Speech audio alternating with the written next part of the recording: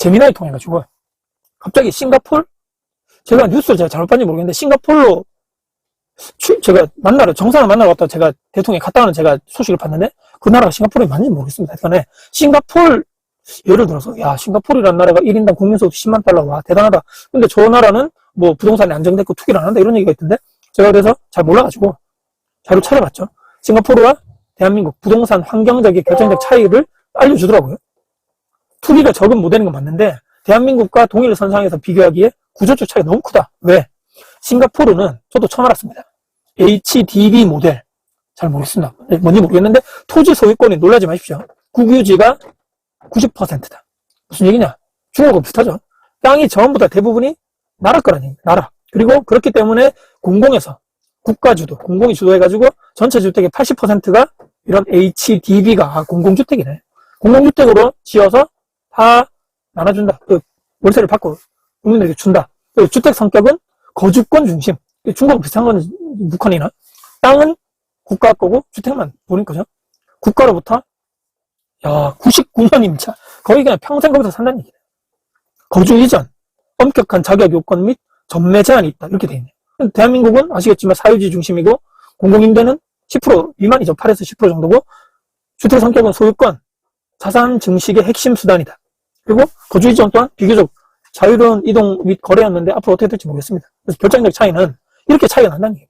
이걸 모르고 단지 그 대통령의 그 글만 봤을 때는 팩트 체크가 정확하게 안 되신 분들 입장에서는 싱가포르는 뭐 투기도 없고 모두가 잘 먹고 잘 사는 나라고 1인당 국민소득이 10만 달러나 되네, 우리나라보다 100배나 더 잘 사네 라고 하겠지만 이것은 또한 이런 싱가포르가 대한민국과 객관적으로 부동산의 환경을 결정하기가, 비교분석하기가 쉽지 않다. 이게 좀 이상하죠. 왜 하필 거기를 가져왔지? 그러니까 북한이나 중국 거를 모델을 가져와가지고 우리나라를 비교한 것은 안 맞죠. 그래서 이거 뭔가 좀 설득력이 없는데, 이까지 보신 분들이라면 아마 남들에게, 다른 분들에게 얘기해 주실 때 아마 야 이거 봐라, 이 싱가포르 우리가 이렇게 다른데 라고 하시면서 제 영상을 보내드리거나, 그냥 쉽게 그냥 요즘에는 거짓말 할 수 없죠. 정치인들이 그냥 바로 그냥 챗GPT나 뭐 재미나게 물어보면 바로 막 답이 다 나오기 때문에. 그리고 이익과 손해는 정부가 정한다. 이 문장은 시장 경제의 기본 원리인 수요와 공급보다 정책적인 통제를 상위에 두겠다는 의지로 해석된다. 쉽게 얘기하면 자유민주주의에서 자유시장 경제로 돌아가는 것이 아니고 이 부동산 시장을 완전히 그냥 옥죄고 세금으로 완전 꽉꽉 눌러가지고 더 이상 뭐 세금 폭탄 때려서 자산 증식으로 못하게 하겠다. 이게 참여자들에게는 불안하겠죠. 도대체 뭐 어떻게 될지 모르겠다, 이런 생각 하신 거고, 더 문제는 임대인과 임차인 간에 제가 항상 얘기 드려요. 갈라치기 논란, 악마화하고 문제죠. 임대인들이 없어지면 전월세를, 아까 대한민국 거의 90%를 민간 임대 이런 사람들이 공급하게 되고, 이 사람들 다 말살시키면 우리나라가 그럼 싱가포르처럼 국유화를 해서 다 공공임대로 돌리겠다, 그런 얘기인가요? 지금 대한민국의 공공임대 텅텅텅 빈 비율이 엄청나게 많다 그러죠. 왜 거기 안 들어갈까요? 좁고 외곽에 있고 안 좋고. 그런데 누가 들어가 살겠습니까? 근데 그런 모델이 지금도 텅텅 남아 비는데 또 더 공공임대로 간다? 그 돈 누가 냅니까? 여러분이 낼까요?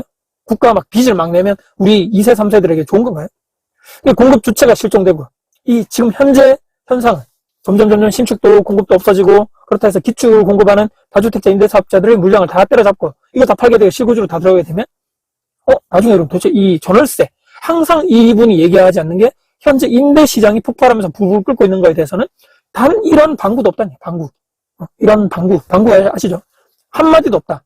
현상을 책임져주는 이런 다주택자 투기 쪽으로 무조건 이런 욕심쟁이 탐욕 쪽으로 프레임을 돌리면서 갈라치기 하는 전략인 거죠. 문제가 있는 거 아닌가요? 이 재미나이에서 3가지 논리로 결론을 내줬습니다. 첫 번째, 다주택자는 사실 민간 주택 공급자다. 항상 말씀드리죠. 이 사람이 뭐 돈을 벌려고 했든 뭐 어떻게 됐든 간에 공급을 하는 건 어쩔 수 없는, 불변할 수 없는 진실인 거죠. 그래서 이 사람들 다 때려잡으면 도대체 누가 물량을 공급하지? 그럼 물량이 줄어들게 되면 수요 공급 법칙에 따라서 수요는 계속적으로 생긴다 그랬죠.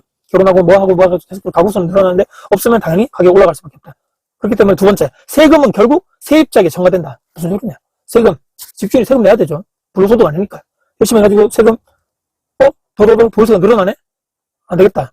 전세를 올려야 되겠다. 안 되겠다. 월세를 올려야 되겠다. 이런 식으로 되면서 어차피 정가가 맨 밑에 있는 가장 힘들게 사시는 분들께 전가될 수밖에 없다. 세 번째, 싱가포르 이 모델의 환상과 현실. 말씀드렸죠. 싱가포르는 국가가 땅을 소유하고 99년 동안 공공임대로 빌려주는 방식.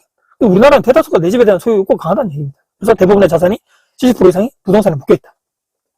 논리 구성 자체가 말이 안 되는 거죠. 싱가포르는 투기가 없고 모두가 잘 먹고 잘 사는 사람, 이런 뭐 환상이 빠질 수밖에 없는 이상한 걸로 갖다 붙여가지고 이런 현실을, 진실을 왜곡하면 안 된다. 이 문제되는 것은 나중에 특히나 신규 공급이 더 말살되고 안 되는 상황에서 실제적인 기축의 아파트 물량을 또 일반적인 비아파트 쪽에 공급을 하시는 분들의 이런 쪽에 다 때려잡고 없어져 버리면 매물은 당연히 더 줄어들면서 잠길 것이고, 세금이 무서워가지고 엄청나게 팔려 하시는 분들 있겠죠. 아니면 아예 공급 주체가 새로 안 짓겠죠. 장사가 안 되고. 또 요즘에 뭐 재건축을 한다, 뭐 한다 하는데 엄청나게 뭐 여러 가지 이슈들, 뭐 원자재가 올랐다거나 인건비가 올랐다거나 공사기간이 늘어난다거나 안전정책이 더 강화돼가지고 더더더 누가 집을 하겠냐. 누가 아무도 안 짓는다. 그럼 여기 되면 정부 다주택자들에게 거둔 세금이 사실은 점점점 세금이 전가가 되면서 다주택자들은 다 없어지고 전월세 가격이 올라가면 그쪽에 세금은 전가될 수밖에 없다는 얘기예요. 도대체 문제겠죠. 그리고 나중에 되면 이 공동임대로 다 돌아가게 되면 주거 관련된 아무도 새로 안 지으니까 말이죠.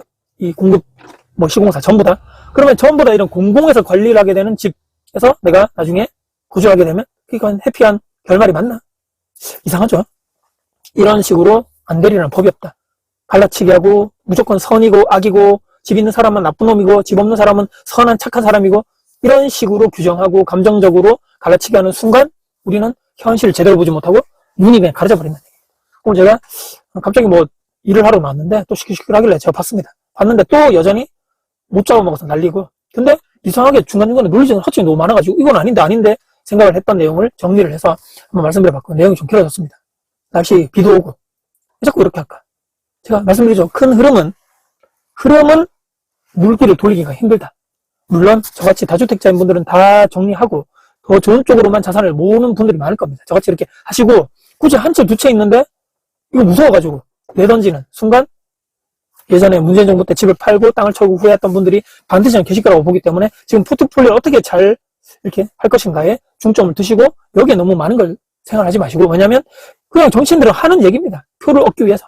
물론 세금을 강화할 수 있겠죠. 그렇지만 그것보다 내가 나중에 이 지역의 수급 논리를 따져가지고 앞으로 더 공급이 없고 더더더 신축 가격 올라갈 수밖에 없는데 지금 내 아파트가 저평가인데 미리 그냥 무서워가지고 그냥 팔고 하는 이런 선택을 하지 않으시길 바라면서 우리는 항상 냉정하고 객관적인 시각에서 말이죠.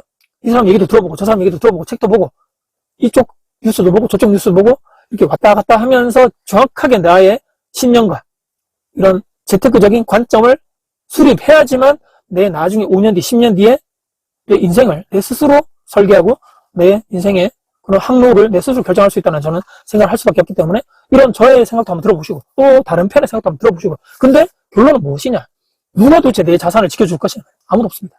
정치인들이 내 자산을 내 돈을 벌게 해준다 그런 거 없습니다. 세상에.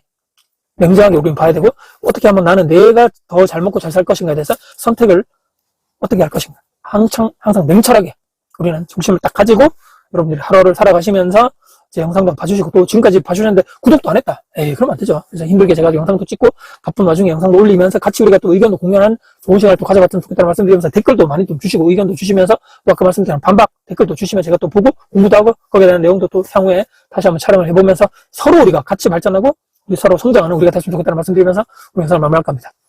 끝까지 봐주셔서 감사드리고요. 지금까지 다코TV의 다코였습니다. 여러분들 화이팅입니다. 좋은 밤 합시다.